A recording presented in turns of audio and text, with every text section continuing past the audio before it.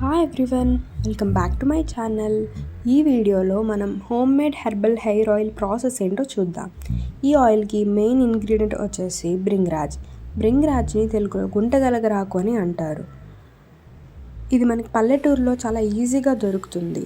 ఇప్పుడు గుంటగలగర ఆకుల్ని పక్కన పెట్టుకొని మందార ఆకులు, మందార పువ్వులతో కలిపి ఫైన్ పేస్ట్ లాగా చేసి పక్కన ఉంచండి.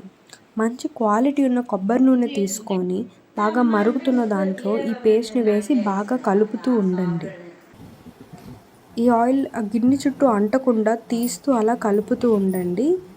ఇప్పుడు పక్కన పెట్టుకున్న బ్రింగ్రాజ్ ఆకుల్ని కూడా ఈ ఆయిల్లో వేసి బాగా మరగనివ్వండి.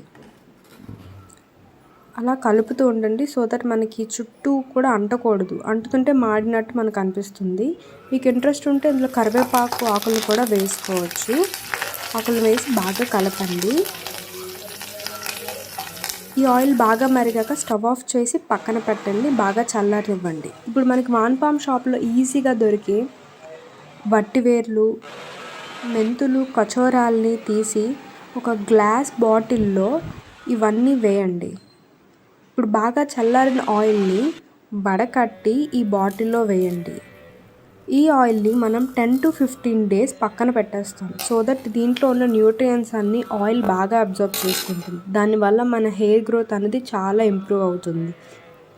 10-15 days తర్వాత మనం ఆయిల్ని అప్లై చేయడం స్టార్ట్ చేయొచ్చు. ఒక 2-3 monthsకి ఒకసారి ఈ వట్టివేర్లని చేంజ్ చేస్తే సరిపోతుంది. ఇంతేనండి, ప్రాసెస్ చాలా సింపుల్.